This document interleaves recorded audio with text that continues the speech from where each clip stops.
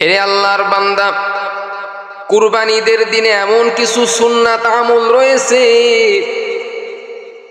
যেই সুন্নাত আমলগুলি বান্দা যদি তুমি আদায় করো, কুরবানির ঈদের দিনে এমন কিছু সুন্নাত আমল রয়েছে,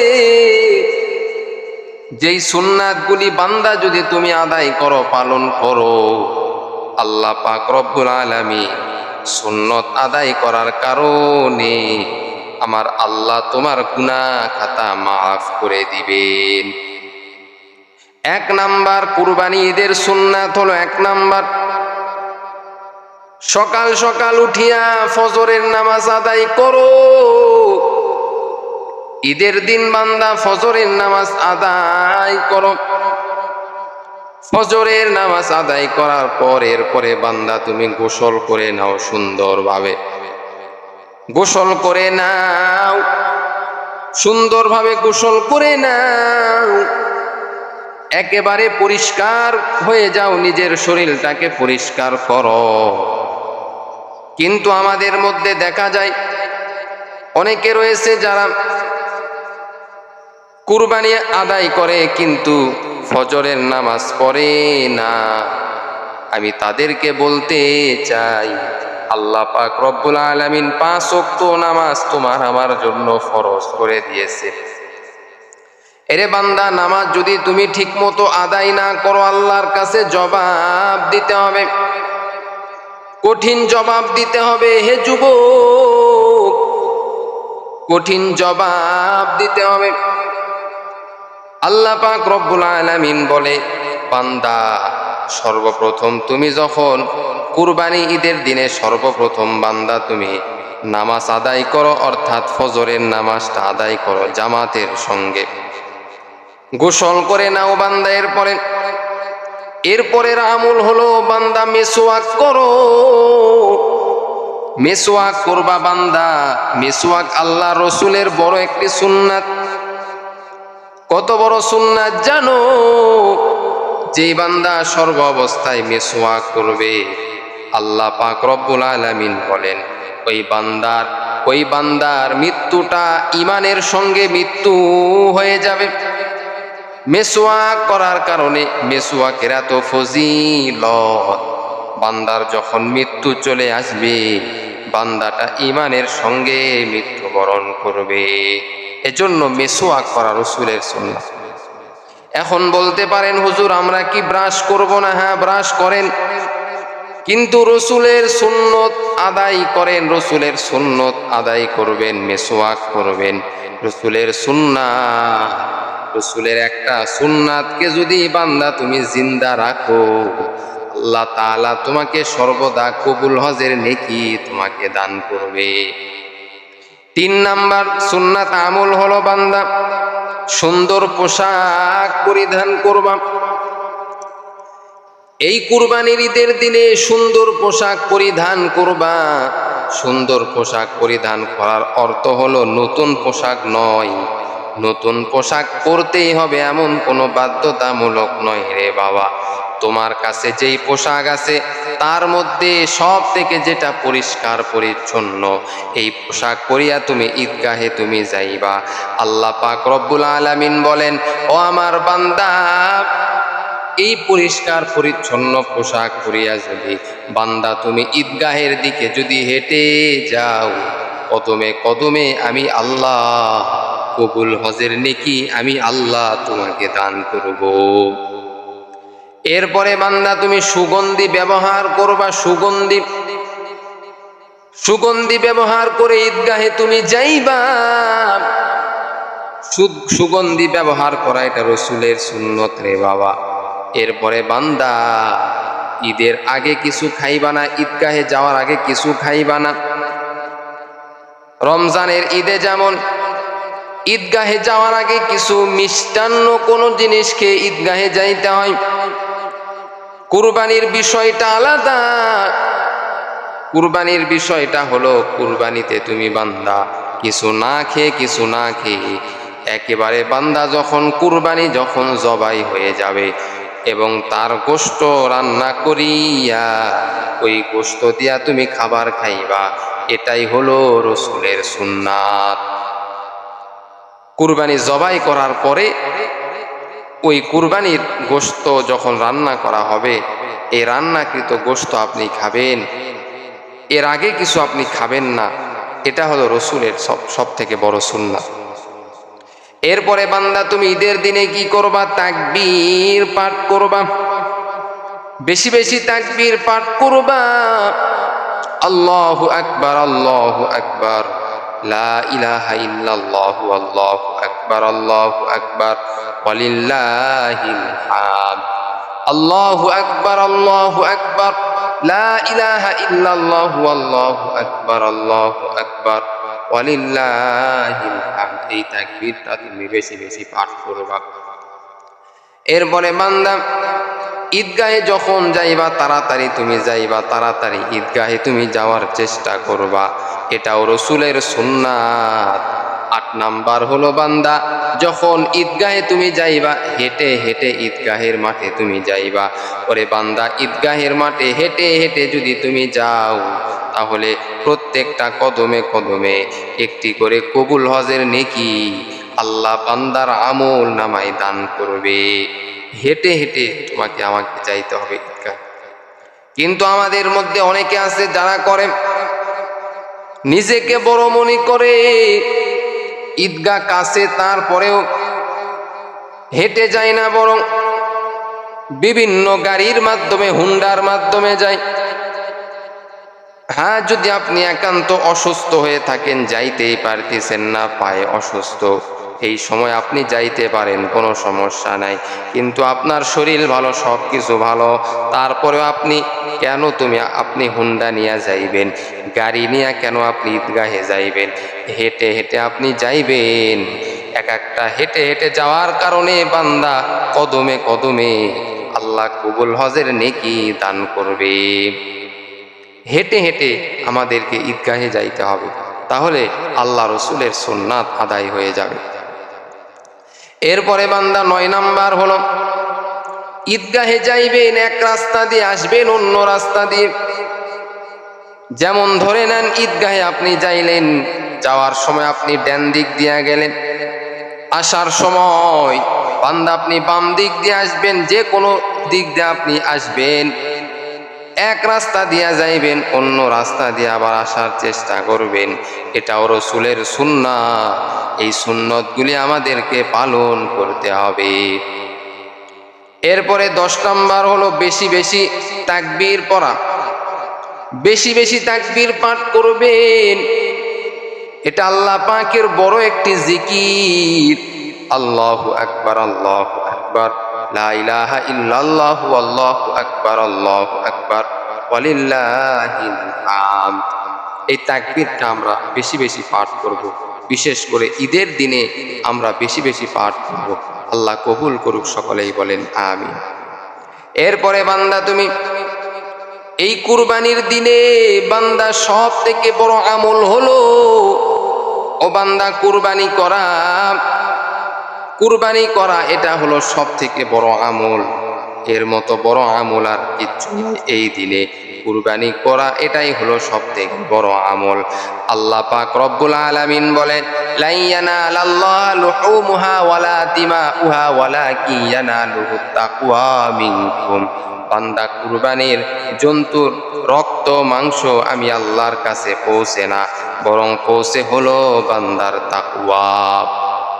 हर के दारत खौफे हक दौर दिल मोदा जन्नतुल मावा दिहा दुरा मकाम जुजबा हकुची जे मखा आज इंसो जा फजले उआ मस्ते दौर जुमला जहा। আল্লাহর কাছে বান্দার কুরবানির গোশতের মাংস, রক্ত এগুলি পৌঁছে না, বরং পৌঁছে হলো বান্দার তাকওয়া। সুবহানাল্লাহ। আর পারতপক্ষে বান্দা কুরবানির দিনে নিজের কুরবানি নিজেই দেওয়ার চেষ্টা করবেন, নিজেই দিবেন, বিসমিল্লাহ বলিয়া কুরবানি করবেন। ইন্নী ওয়াজ্জাহতু ওয়াজহিয়া লিল্লাযী ফাতারাস সামাওয়াতি ওয়াল আরদ হানিফাও ওয়া মা আনা মিনাল মুশরিকিন, এই দোয়াটা পাঠ করবেন এবং বিসমিল্লাহ বলে কুরবানি করবেন। আমার আল্লাহ পাক রব্বুল আলামিন আপনার কুরবানি কবুল করে নিবে। এই কুরবানিটা নাজাতের ওসিলা আমার আল্লাহ বানায়া দিবে। এজন্য নিজের কুরবানি নিজে দেওয়ার চেষ্টা করবেন, নিজ হাতে দেওয়ার চেষ্টা করবেন। এটাই হলো সব থেকে বড় ফজিলত। সুবহানাল্লাহ। এরপরে বান্দা কুরবানির দিনে আমল হলো কুরবানির গোশত বন্টন করে দিবেন। কুরবানির গোশত বন্টন করে, এটাও একটা আমল। এখন কথা হলো হুজুর বন্টন করব কিভাবে? বলে গোশতটা 3 ভাগ করবেন। 1 ভাগ নিজে খাইবেন, 2য় ভাগ গরিব অভাবগ্রস্তদেরকে দান করবেন, আর 3য় ভাগ আত্মীয় স্বজনদেরকে দিতে হবে। কারণ আল্লাহ তাআলা বলেন আত্মীয়তা ছিন্নকারী বেহেশতে যেতে পারবে না। আল্লাহ পাক রব্বুল আলামিন বলে বান্দা এই 3টা ভাগ তুমি করো, 3টা ভাগ তুমি করো। নিজে 1 ভাগ খাও এবং 2য় ভাগ গরিবদেরকে খাওয়াও, আর 3য় ভাগ আত্মীয় স্বজনদের কাছে তুমি পাঠায়া দাও। এজন্য আমাদেরকে এই কুরবানি গোশত 3 ভাগ করে আমরা সঠিকভাবে আমরা বন্টন করব। এটাই আল্লাহ তাআলা বলেন, আমি আল্লাহর কাছে বান্দার গুনাহ মাফ হয়ে যায়। সুবহানাল্লাহ। এরে বান্দা গরিবদেরকে যখন গোশত দিবা, এমনও গরিব এই জমিনের মধ্যে রয়েছে যেই গরিব মানুষ সারাটা বছর 1 টুকরা গরুর গোশত খাইতে পারে নাই, এত অভাব। তাদেরকেই বান্দা তুমি এই গোশত তুমি খাওয়াইবা, আল্লাহ পাক রব্বুল আলামিন তোমার সব গুনাহ খাতা মাফ করে দিবেন। এরপরে 13 নম্বর হলো আত্মীয় স্বজনদের সঙ্গে সাক্ষাৎ করা।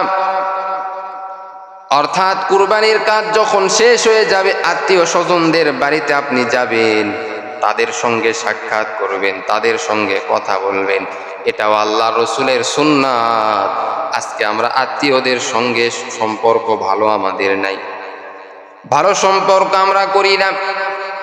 অথচ আল্লাহ পাক রব্বুল আলামিন বলে, ও বান্দা, যখনই বান্দা তোমার ভালো লাগবে না, খারাপ লাগবে, আত্মীয়দের সঙ্গে বেশি বেশি কথা বলো, তোমার মনটা আমি আল্লাহ সুন্দর করে দিব। 14 নাম্বার হলো বেশি বেশি দোয়া করা। এই ঈদের দিনে বেশি বেশি দোয়া করা, বেশি বেশি দোয়া করা, হে আল্লাহ আমার কুরবানি কবুল হলো কিনা আমি তো জানি না, যদি আমার কুরবানির মধ্যে যদি কোনো ত্রুটি হয়ে থাকে, ভুল হয়ে থাকে, আপনি আমাকে ক্ষমা করে দেন। সুবহানাল্লাহ। আল্লাহ তাআলা তো ক্ষমা করে দেওয়ার জন্য প্রস্তুত আছে বান্দা, কিন্তু আমরা তো আল্লাহর কাছ থেকে ক্ষমা চাই না। আল্লাহর কাছ থেকে আমরা ক্ষমা চাই না, আমরা আল্লাহর কাছ থেকে দূরে সরে থাকি। এজন্য আল্লাহ আমাদের উপরে নারাজ হয়ে থাকে। ও বান্দা, আল্লাহ পাক রব্বুল আলামিন বলে, ও বান্দা, এভাবে যদি বান্দা সুন্নাত অনুযায়ী যদি আমল করতে পারো, সুন্নাত অনুযায়ী যদি আমল করতে পারো, বান্দা আমল করতে দেরি, বান্দার গুনাহ মাফ করতে আল্লাহ দেরি করবে না। এভাবে সুন্নাত অনুযায়ী আমাদেরকে আমল করতে হবে। এভাবে কুরবানির দিনে এই সুন্নাতগুলি যদি আমরা আদায় করি, পালন করি, ইনশাল্লাহ আমাদের গুনাহ খাতা আল্লাহ মাফ করে দিবেন এবং কুরবানিটা কবুল আল্লাহ করে দিবেন। কেমন কবুল করে নিবেন? বলে আল্লাহ বলেন এই কুরবানিটা এত বড় নিয়ামতপূর্ণ একটি ইবাদত। বলে কুরবানি যে বান্দা খালেস নিয়তে ইখলাসের সঙ্গে কুরবানি করে, এই কুরবানির যত পশম আছে পশমে পশমে আমার আল্লাহ গুনাহ মাফ করে দেয়। সুবহানাল্লাহ। আমার আল্লাহ পশমে পশমে বান্দার গুনাহ মাফ করে দেয়। কিন্তু আমরা বান্দা বুঝি না, আমরা না বুঝিয়া অনেক ভুল ভ্রান্তি আমরা কাজ করি, কাজ করে নিজেকে আমরা পরবর্তীতে অনুতপ্ত হয়ে যাই। আল্লাহ তাআলা বলেন, বান্দা গুনাহ তো তোমার দ্বারা হবেই, তারপরেও আমি আল্লাহ তো রব, আমি আল্লাহ তো জানি বান্দা গুনাহ করবে, তারপরেও বান্দা তুমি তওবা করো, তোমার সব গুনাহ আমি আল্লাহ মাফ করে দিব। সুবহানাল্লাহ। আজকে আমরা তওবা করতে চাই না, আল্লাহর কাছ থেকে মাফ নিতে চাই না। আল্লাহ বলেন, আমি আল্লাহর কাছে সব থেকে বেশি প্রিয় হলো বান্দা যখন আমি আল্লাহকে রব বলে ডাক দেয়, বান্দা যখন আমি আল্লাহকে ডাকে, হে আল্লাহ আমি অমুক বিপদে পড়েছি, অমক মুসিবতে পড়েছি, দয়া করে মায়া করে এই বিপদ থেকে তুমি আমাকে হেফাজত করো। আল্লাহ পাক রব্বুল আলামিন বলে, বান্দা যখন তুমি কঠিন মুসিবতে পড়বা, কঠিন মুসিবত, যেই মুসিবতে বান্দা পড়ার কারণে তোমার বড় বিপদ শুরু হয়েছে, ওই সময় বান্দা দুইটা কাজ করবা। ইয়া আইয়ুহাল্লাযীনা আমানুস্তাঈনু বিস-সাবরি ওয়াস-সালাত ইন্নাল্লাহা মা'আস-সাবিরিন।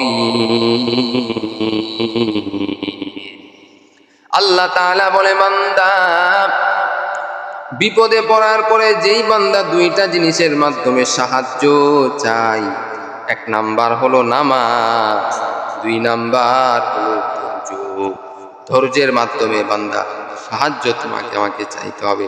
ধৈর্যের মাধ্যমে যদি সাহায্য চাই, নামাজের মাধ্যমে যদি সাহায্য চাই, আল্লাহ বড় খুশি হয়ে যায়। সুবহানাল্লাহ, বড় খুশি হয়ে যায়। যেই বান্দার যত বেশি ধৈর্য, আল্লাহ তার উপর বড় খুশি হয়ে যায়। যেমন আল্লাহর একজন পয়গম্বর ছিলেন হযরতে আইয়ুব আলাইহিস সালাম। তাকে আল্লাহ 18টি বছর ধরে তার শরীরে কুষ্ঠরোগ দিয়েছে, তার শরীরে ঘা দিয়েছে, তার শরীরে পোকা হয়েছে। তারপরে আইয়ুব নবী আল্লাহকে ভুলে যায় নাই, আল্লাহকে মনে রাখছেন। যেমন তেমন মনে রাখা নয়, বরং আইয়ুব নবী বলতেছে, আল্লাহ তুমি যদি আমার পুরা শরীরে ঘা দিয়ে যদি শান্তিতে থাকো, আমার কোনো আপত্তি নাই, আমার কোনো টেনশন নাই। শুধুমাত্র আমার জিহ্বাটা, আমার জবানটা তুমি পরিষ্কার রাখিও, ভালো রাখিও, যেন তোমার নামের জিকির করতে পারি। সুবহানাল্লাহ। এরকম ভাবে আইয়ুব নবী আল্লাহর পরীক্ষা দিয়েছেন, পরীক্ষাতে পাশ করেছেন। বিভিন্ন নবীদেরকে আল্লাহ পরীক্ষা করেছেন, বিভিন্নভাবে পরীক্ষা করেছেন। এরকম আমাদেরকেও আল্লাহ মাঝে মাঝেই পরীক্ষা করবেন, বিভিন্ন সমস্যার মাধ্যমে আল্লাহ পরীক্ষা করবেন। আল্লাহ বান্দার ঈমান আমল দেখতে চান, বলে বান্দা এই পরীক্ষায় পাশ করে কিনা, আল্লাহ এটাই দেখতে চান। সুবহানাল্লাহ। যেই বান্দা পরীক্ষায় পাশ করলো, তার মতো সৌভাগ্যবান আর কেউ নাই। আর যেই বান্দা ফেল করেছে, তার মধ্যে হতভাগা আর কেউ হবে না। আল্লাহ বলে, বান্দা দুনিয়া এলা ক্ষণস্থায়ী জায়গা, এই জায়গাতে তোমাকে পাশ করিয়া চিরস্থায়ী জান্নাতে তোমাকে আসতে হবে। দুনিয়া হলো ক্ষণস্থায়ী জায়গা, এই জায়গা থেকে পাশ করিয়া আমাদেরকে জান্নাতে যাইতে হবে। আল্লাহ আমাদের সকলকে কবুল করুক, সকলেই বলেন আমিন।